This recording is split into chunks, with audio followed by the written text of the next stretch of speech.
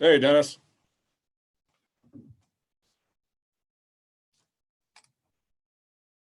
Oh, I see what I gotta do here. I gotta unmute you first. Yeah, well, I could have too if I'd have looked at the little button in the corner. Am I good volume wise? Yeah, I turned you up. Okay. So we're That's- live on YouTube. How does one find us on YouTube? Uh, I gotta talk to Leah about making sure that we get a link put on our website for our YouTube channel. Otherwise, I think you Okay. just go to YouTube and search for City of Montgomery. I think that's what And she's is it done. there later for people to watch later, or is it just live stream only? It is recorded, and I can also record the meetings, which I will do. And then it's also played on our iCompass webpage. So when you go to the iCompass site to look at the agendas and the minutes, and you do Yep. split screen, the left side of the screen is the agenda, the right side of the screen is the actual live streaming video. Okay, I'll have to check that out. Yeah.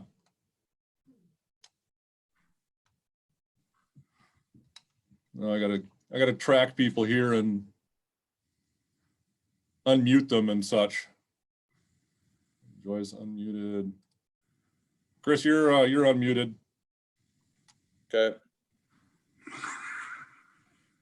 And so is Joy. I'm not going to unmute media. Hey, Chris, you want to see? Look at your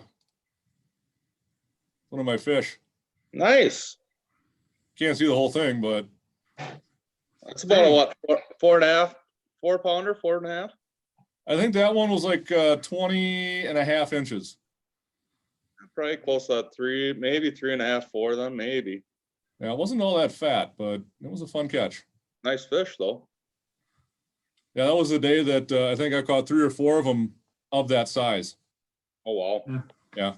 They fight well. Yep, and you got to put them back so they can make lots more. Yep, exactly. They'll have more fun later.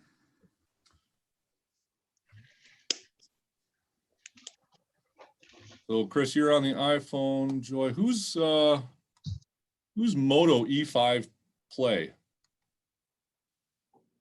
I don't know who that is. Joy, can you hear us all right? Yes, sir. Excellent. Oh, I know what I got to do here. Ernie,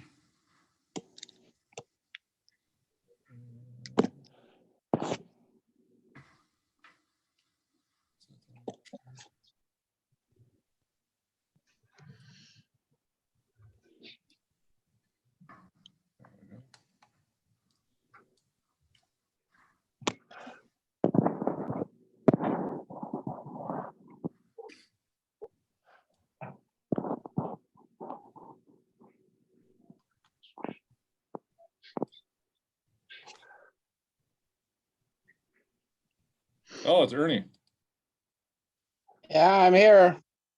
All right, we got you. Okay.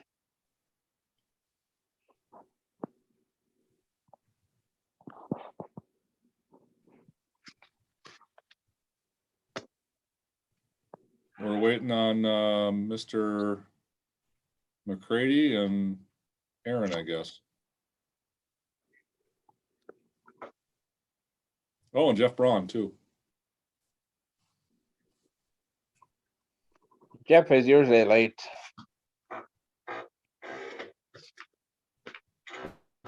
So just for Joy and Ernie, when if there's any motions made, all votes have to be roll call vote. So if there's a motion, we will make sure that we do a roll call. Okay.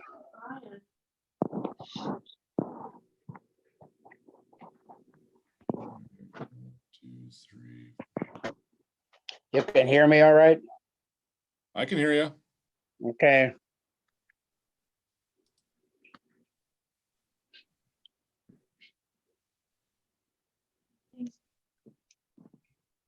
No, We're still waiting on Mr. McCready.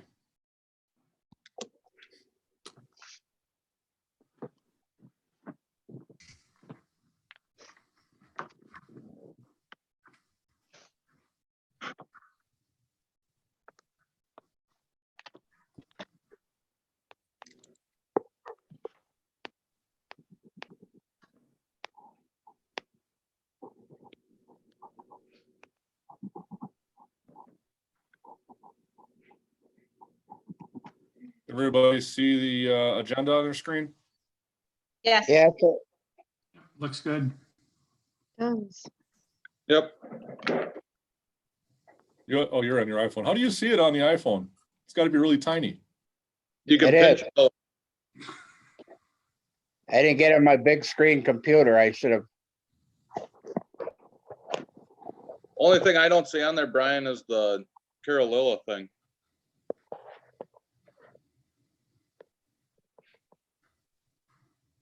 Oh, down there. That away. Oh, Got okay. It wouldn't let me scroll down, so Oh, all right. you'll Well, have to, you'll have to scroll down when we go through all that stuff or whatever. I'm gonna have to run the ship, huh? Yep,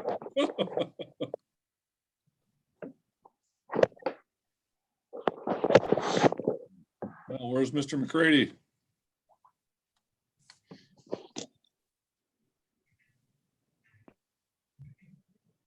Do you want me to start, Brian?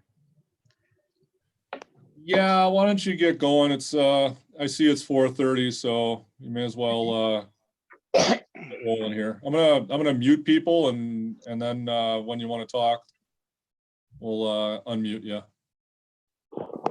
Okay.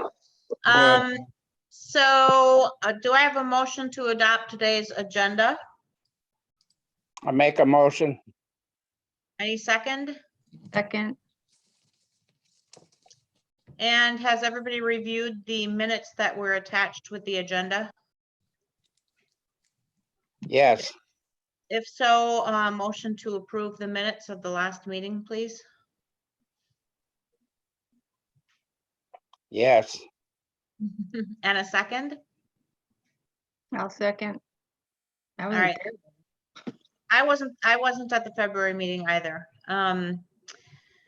Okay, let's see. Let's start with new business, section 4, first item 4.1, the COVID-19 update. All right, so essentially, it's just kind of an update of what I put out on email in the past. The parks are still, I mean, they're open for sort of general recreation, you know, throwing a ball or walking or doing anything like that. But the organized recreation components, playgrounds and whatnot have been fenced off. Chris and the guys moved the picnic tables at the parks into one of the shelters at each park and then fenced off all the picnic tables. We're trying to make sure that we don't have congregation going on. And that's been pretty good. I think at one point we did have one of the fences come down. So they had to go back and put that up. Bathrooms will remain closed until further notice. And it's a question at this time whether or not the bathrooms would be open at all. Our concern is cleaning them and possible exposure of cleaning the bathroom. And then also the potential that people who are low on sanitizer and toilet paper and towels and things would go into our facilities and steal all the materials that are in there. We have been asked twice in the last few weeks from a couple of baseball groups to put up the batting cage down at Memorial Field. And our response has been that right now we have the stay-at-home order and that's really not an essential issue, so we're not going to do that.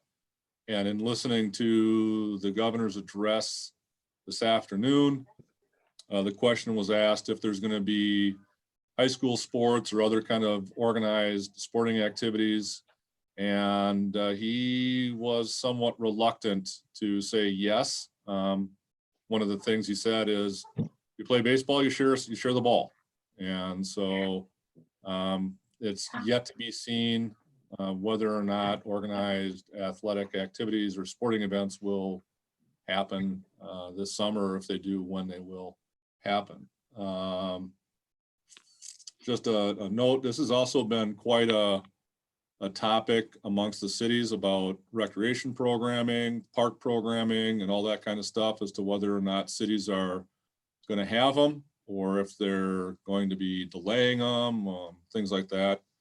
Minneapolis Park Board shut everything down all summer long. No beaches, no playgrounds, community centers are closed. All the athletic fields, they're going to be there, but they're not going to line them. They're not going to put the supplies out there for them and things like that. So I think our part-time guys are, I mean, they're probably going to be ready to go. We still have to cut the grass and such, but it won't be as urgent an issue without people using the facilities. So we probably not going to bring them on until early mid-May. So any questions on what we've done so far and what we're planning? No, I guess not. I have a question, Brian, if I may interject here. Did everything on the playing field at Northside get rectified last fall? There was some issues with drainage or a low spot or something. Did that get taken care of last fall, or are we going to do maintenance as needed on Northside? I'll let Chris answer that question about Northside. Yeah, everything on north side is basically done. They did throw another thing of red ball lime in there. I went in and kind of leveled that all out. Hopefully we'll have that. It all looks really good right now. Hopefully all the new grass seed that we put down will come up and get going here too. So I know with this little bit of snow that we got, the grass is sure greened up a lot. So. Okay, good, thank you.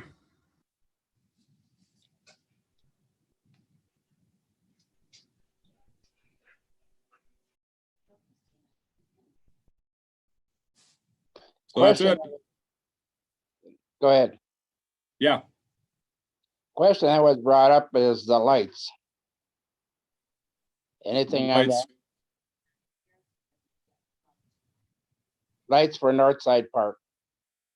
That issue has been going around with the softball association, and I advised them that was part of the kind of the plan that we had, but it was $100,000 to put lights up, and we didn't have the money to do the lights, so they didn't get done. We still have the poles, and we have been looking at possible lighting that we might be able to mount on those poles. We've talked to Korea Electric, we've talked to Ruland, and we'll continue those conversations, but not until we find a much more reasonably priced alternative.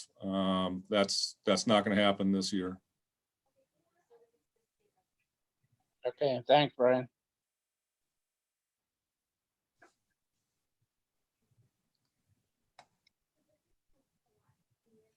Okay, so the next, are we finished with that item? Yep, unless there's other questions, we're done. Alrighty. The next item is all the goldfish who live behind my house. So Brian, if you could just give us a run through on the research you've done to eradicate the problem. Yeah, it's interesting because Jeff Braun had brought this up last year as well. We thought that they'd die out this winter when it froze, but they, from what we understand, they thrive in low oxygen environments. They're very hardy and hard to dispose of. I think and Chris can chime in because Chris talked to the state of Minnesota and to Mankato that also has a problem. This is apparently a statewide issue. There's chemical you can use to kill them off, but then you have to fence off the entire pond and keep people and wildlife out of there and dogs and whatnot. We didn't think that was a reasonable solution. Netting them, there's too many of them to net. We'd be down there for quite a while trying to net the fish, and then what do you do with them? You got to put them in buckets and let them die because they're invasive, so you can't transport them live. Then there is electrocution, basically fry them all in the water. I didn't read much about that. Didn't seem like a good idea. And then the one that we think, well, the other one was stocking it with largemouth bass, which we thought was a really interesting idea. Unfortunately, the water's only 4 feet deep. So stocking it with largemouth bass, you put them in 1 year, they will freeze out unless we spend a bunch of money and put in an aeration system.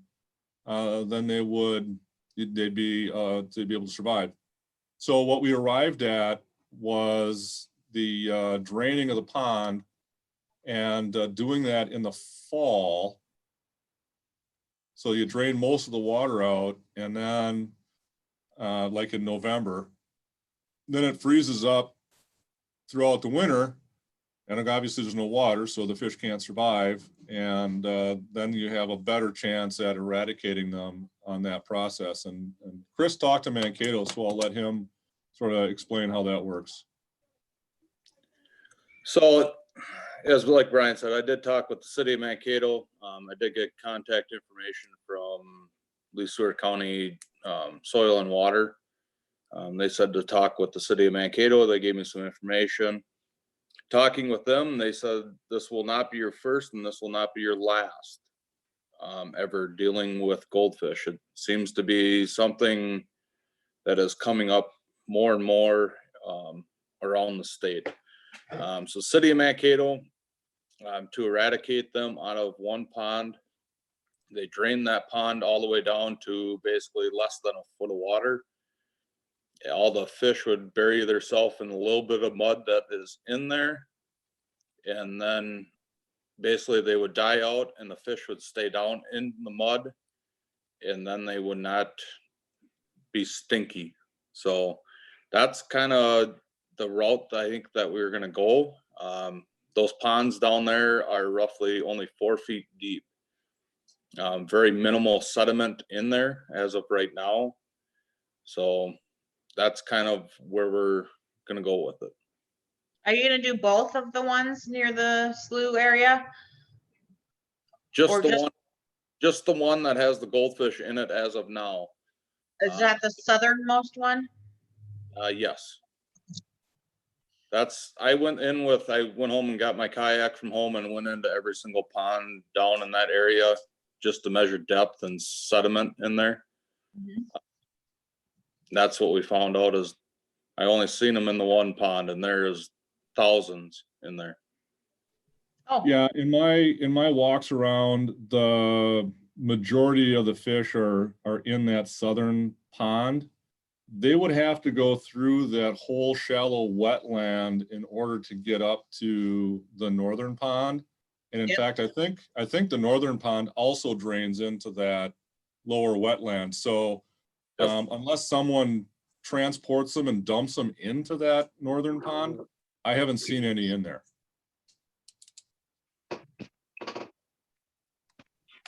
So that's kind of the route that we'll go. So Question, do we have the equipment to do the pumping of the water draining? And what do we do with the water that we pump out of there?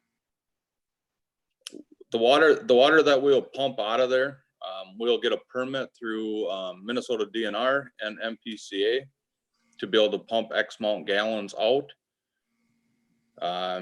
With all depends on how long a time we have to drain it. We could do it with our 2.5-inch pump. It's going to take some time.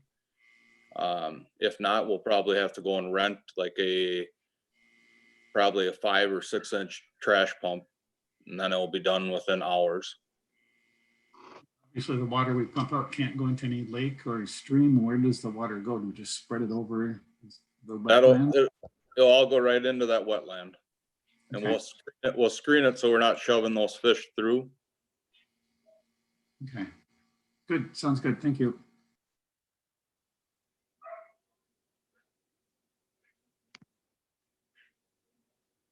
That's all I got on it. So a concern would be if there's a lot of fish in there and they're all dying, the smell and the neighbors that would have, I think would be terrible. Yep. Well, what I'll let, Chris, I'll let you know. Okay, one of the This things is, that Chris, go this ahead, is what Chris. Cato does. This is what they do it about every other year. They have a pond that people just keep throwing them in there.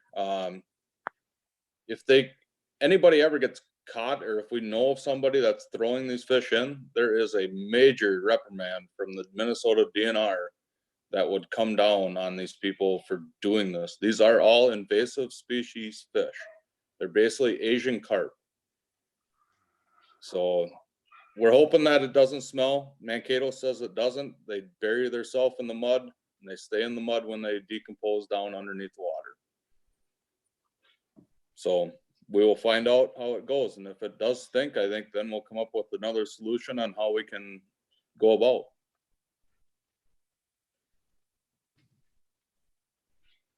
Brian, does that require a vote from us? Or was that the recommendation to staff?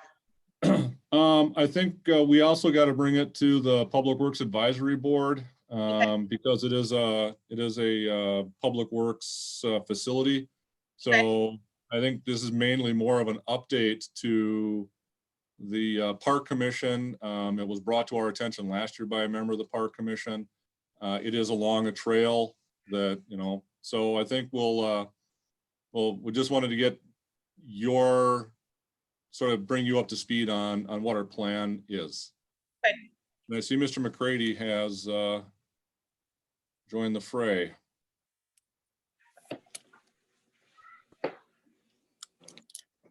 You want me to keep going? Kim, you want to take over as chair or you want Joy to keep rolling? Keep going. Hi, Kim. Hi there. Can you bring the agenda back up instead of the minutes? Oh, yep, sorry. I don't know where we are, Brian. There we are. Okay, so first we're going to move on to old business. So item 5.1 is the Girl Scout garden that we had talked about at the few previous meetings. Yep, And and Brian had already sent out an email stating what is stated here in 5.1. yeah, and I know Aaron has been, Aaron talked to the city of Plymouth as well about this. And in our conversations, there are other cities that are going to leave their community gardens open and active. But my understanding in chatting with Aaron a little bit is that because it's the first year, it's probably a good idea to get it all prepped up this year and then get it geared up to go next year. But if Aaron wants to put her sense in there, since it's she's the coordinator for that project. Yeah, that's basically it. It'll give the girls a little bit more time so that we're not rushed at the spring to get all the plots ready. It'll allow just slower time frame. So it'll be good to wait. It would have been good to start, but it'll be fine to wait too. So the boxes are going to be done this year and then it'll be open to the public next year.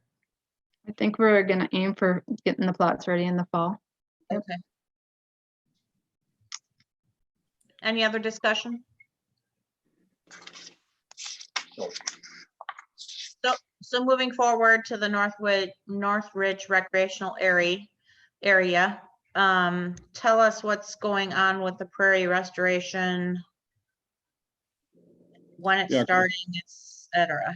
Yeah, Chris, you want to take that one? Yep. So here, I would say, when was it? Probably a couple weeks ago, guys were up there, they disked it all in. After they sprayed it last year, they disked everything in. Today, they showed up and put their top cover on, which is oats. They're hoping to see that pop up and start germinating within 30 days. Then at that time, when it does pop up before it goes to seed, they will come in and spray again to kill that oat and plus kill any other weed that will get up in there. And then they plan on doing a grass burn up there. And then they will go in and they will drill all our new seed for our prairie land seed. I don't know exactly what seed it is yet, but that's their process as of right now.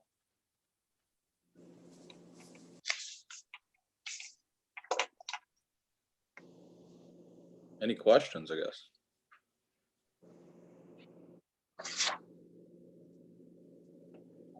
Nope. Okay, moving on to 5.3, music in the park. Given the circumstances we're all living with these days, I guess we're up in the air about June 11th. Are we still going to try that? Well, I've been listening to the governor's updates every day, and I think it's up in the air. I think Dennis, I haven't had a chance to connect with Dennis about what he's heard from the performers or the groups that he has got confirmations from, and what sort of time frame they need in terms of canceling or extending or anything like that. There are many city celebrations and events that are already being canceled. I know that Waterville canceled their Bullhead Days, Morristown canceled their Dam Days, Cleveland was it Cherry Blossom or Cherry Day? Creek. They've canceled theirs. The Aquatennial is probably not going to be held. So even if the stay-at-home order is lifted, which I think they'll probably will be eased, I don't think it's going to be extended. But there still will probably be restrictions on large gatherings or number of people gathering, and how long that goes is unknown. But I don't know, Dennis, maybe have you talked to any of the performers? Point I have not. I can certainly shoot an email or a phone call to find out from the June groups if they're standing. I don't know if there'd be an issue with them waiting until the 1st of June or the rather middle of May to make the decision. They've reserved that night for us. If it can't happen, they're going to understand that. If it can happen, they would still be on track to do that. So we're okay with them waiting until middle of or the second week of May in making that call. And we can go on week by week once we reach that point, and maybe we can salvage the July and August and maybe rebook. I have the July band has confirmed their interest in doing it, and they've penciled this in on their calendar. I have not come up with a mariachi band. I've talked with a couple. I have not scheduled an August event at this point. If we need to cancel one of the earlier ones, we can rebook one of those for the August event. Wait and take it another few weeks and see what's happening. Yeah, I think the governor had indicated that in the next, this week or very early next week, he's going to have some more information on how he's looking at easing restrictions. Today, it sounded like working with the corporate sector and Mayo and the University of Minnesota. Might be some stuff, but I still think there might be concerns about large gatherings and what that number is and such. I don't know. I guess we have to wait on that one. We can wait another week to see what he comes up with, and then we can make that judgment. We'll just cancel or reschedule as is necessary.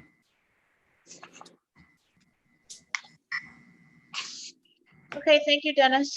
And the final item, 5.4, is the sign for the softball field at Northside Park.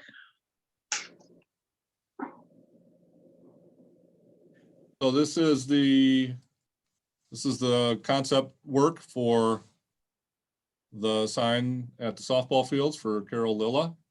It does match the design and the color scheme and et cetera of the other park signs.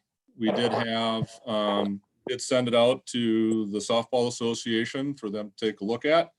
They thought it looked really nice. Their only comment at the time was if it could be Tri-City United colors, the blue and black or whatever colors they are.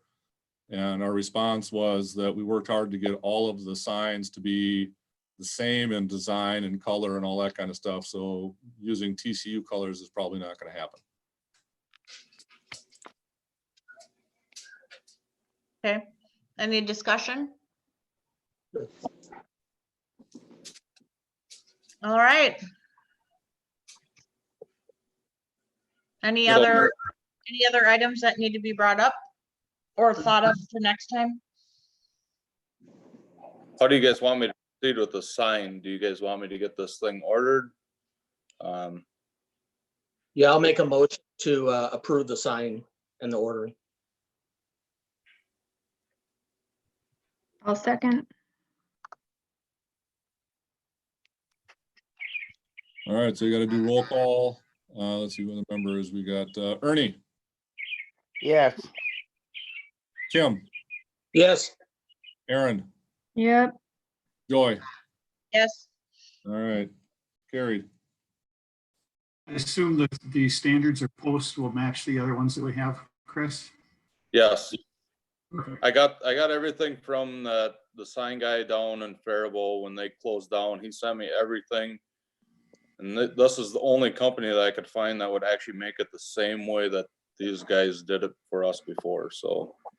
Okay, good, thank you.